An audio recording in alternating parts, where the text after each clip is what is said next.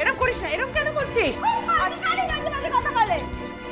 আচ্ছা বৌমা, ও কি এখন সুস্থ অবস্থায় কথা বলছে বলে তোমার মনে হয়?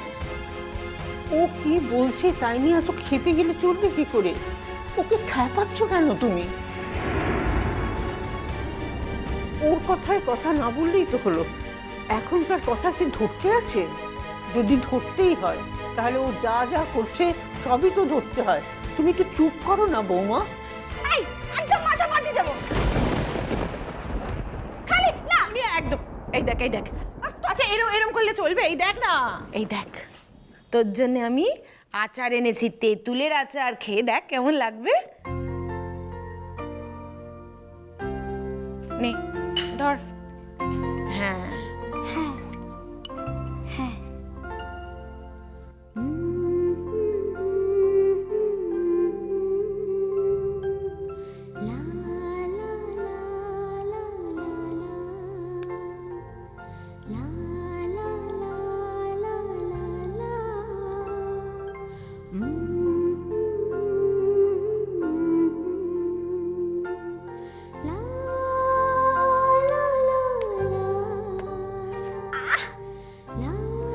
কি ভালো। এই যে এখন থেকে আমি আর কিচ্ছু খাবো না।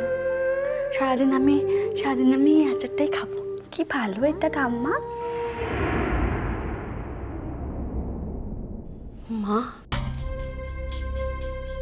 মা মা মন তো কোনোদিন ছোটবেলা থেকে টক জাতীয় জিনিস মুখেও তুলতো না, তাহলে এখন আবার কথা বলছো তুমি? দেখো আমি কিন্তু এখন তেঁতুলের আচার খাচ্ছি, আমাকে ডিস্টার্ব করবে না। আর যদি করো না, এবার কিন্তু দুম দুম করে মেরে দেবো।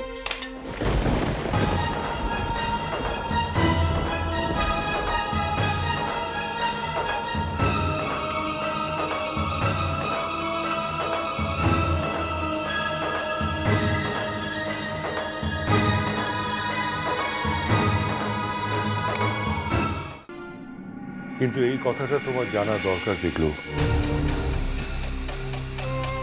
ও কারো সঙ্গে কোনো ব্যাপারে একটা কথা বলছিল আর আমি সেটা ওভার হিয়ার করেছি। কি বলছিল? আমাদের শায়েস্তা করার জন্য পাড়ার লোক ফিট করেছে? না, তা নয়। তাহলে ও বোধহয় কোনো একটা আনসেফ লাইফের সঙ্গে নিজেকে জড়িয়ে ফেলেছে। যে নিজেই আনসেফ, সে আর নতুন করে আনসেফ লাইফের সঙ্গে কি করে জড়াবে বাবা? ওর তো ওরকমই সব সঙ্গ। আমার কিন্তু ঘটনাটা ঠিক ওরকম বলে মনে হলো না। তাহলে কি আবার নতুন করে কোনো বিপদ আসছে নাকি? সবটা যে পরিষ্কার বুঝতে পেরেছি তা নয়, তবে ও যে কথাবার্তাগুলো বলছিল সেটাও খুব একটা সহজ স্বাভাবিক নয়। সবটা যে আমি শুনতে পেয়েছি তা নয়, কিন্তু যতটা শুনতে পেয়েছি তাতে মনে হয় যে ও শুধু ওর অধিকার কায়েম করার জন্যেই এখানে আসেনি। তাহলে ওর পেছনে অন্য লোকজন আছে। কি কারণ ঠাকুরপো? সেটা তো ঠিক পরিষ্কার হলো না, তবে আমাদের আরো সতর্ক থাকতে হবে। প্রত্যেকটা স্টেপ ভেবে ভেবে ফেলতে হবে।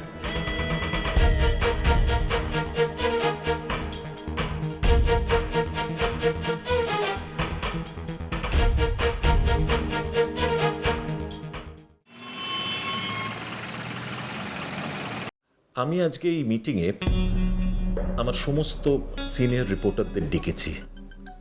তার একটা স্পেসিফিক কারণ আছে। তোমরা এর আগেও নিশ্চয়ই লক্ষ্য করেছো যে যখনই আমি তোমাদের এরকমভাবে ডেকেছি তখন কোনো একটা ডিফিকাল্ট টাস্ক হ্যান্ডেল করবার জন্য ডেকেছি।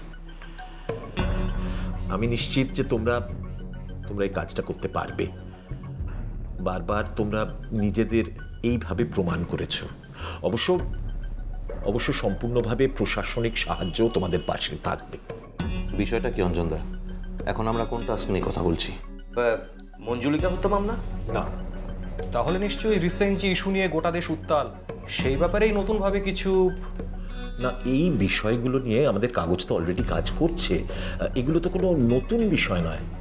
আমি একটা সম্পূর্ণ নতুন বিষয়ে কাজ করার কথা বলছি। বিষয়টা কি আমরা কেউ জানি না অঞ্জনদা? যদি দয়া করে একটু খুলে বলেন। বলবো বলেই তো ডেকেছি উঠছি। আমাদের কাছে একটা খবর এসছে যে কলকাতায় একটা গ্যাং এসছে বাইরে থেকে,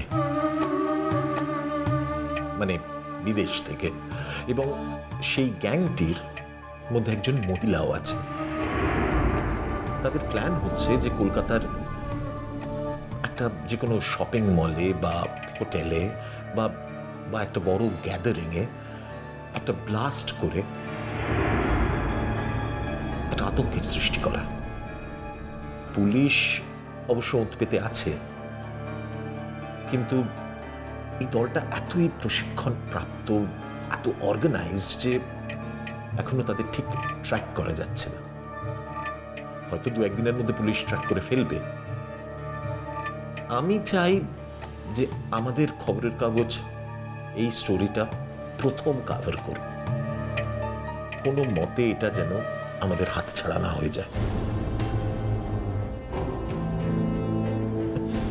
আর স্পেশালি ইন্টারেস্টিং কি হলো জানো? ওই যে মেয়েটির কথা বললাম না, শুনছি তার নামটা বিদেশি হলেও জন্মসূত্রে সে নাকি বাঙালি। তাই নাকি? ইন্টারেস্টিং তো। বহুদিন বাইরে আছে, কিন্তু ওকে স্পেশালি কলকাতায় আনা হয়েছে এই কারণে যে ও নাকি কলকাতার সমস্ত কিছু চেনে জানে। ডোন্ট ওয়ারি অঞ্জনদা, এই কাজটা আমি করব।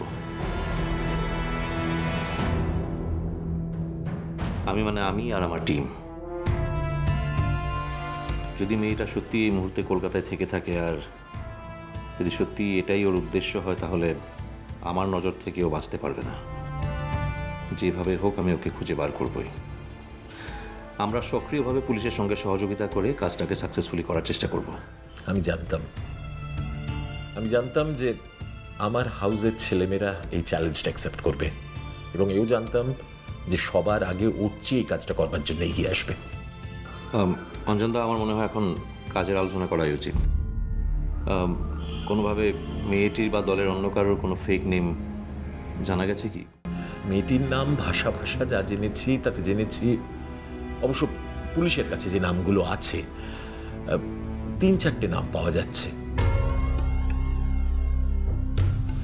অ্যাঞ্জেলিনা, ভিক্টোরিয়া, চুনি। কখন কোন নামটা ব্যবহার করে সেটা অবশ্য। আচ্ছা, কোনোভাবে আহমেদাবাদের ঘটনা বা দিল্লির ঘটনার সঙ্গে এই টিমটার কোনো লিঙ্ক আছে? সেটা এখনো নিশ্চিত করে বলা যাচ্ছে না, কারণ ও দুটো কাজের দায় কেউ অফিসিয়ালি এখনো স্বীকার করেনি। তবে ওই কাজ দুটোর পদ্ধতির মধ্যে একটা মিল আছে। শহরে যে রেড অ্যালার্ট জারি করা হয়েছে আর বারবার সকলকে সাবধান করা হচ্ছে, সেটা কি এই টিমটার জন্যই? হ্যাঁ, উঠছি। আমার মনে হয় দলটাকে খুব তাড়াতাড়ি ধরে ফেলা যাবে। সেই জন্য পুলিশ কিন্তু খুব সতর্কভাবে এগোচ্ছে। তাই জন্য আমাদেরও উচিত সাবধানতা অবলম্বন করা। এমনকি এই ঘরের মধ্যে যে কথাগুলো আলোচনা হলো এটা যেন বাইরে না যায়। আমাদের উচিত নিজেদের মধ্যেও এই নিয়ে বেশি কথা না বলা।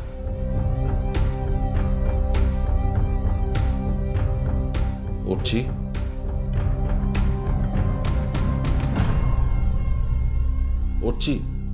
হ্যাঁ, বলছিলাম, তুমি যদি আমার সঙ্গে একবার মিস্টার মিশ্রর কাছে যেতে, মানে উনি তো এই ব্যাপারটা পুরো লিড করছেন। আমি আগে ব্যাপারটাকে একটু নিজের মতো করে গুছিয়ে নিই, তারপরে কিছু হোমওয়ার্ক করতে হবে আমাকে। তারপরে আমি আমার টিমের সঙ্গে একবার বসবো, প্রয়োজন হলে তারপর আমি একবার যাব। না, বলছিলাম তুমি যদি ওনার কাছে যেতে, তাহলে ওরা আসলে ওদের আর্টিস্টদের একটা সম্ভাব্য ছবি আঁকিয়েছে, সেই ছবিটা তোমরা দেখতে পেতে।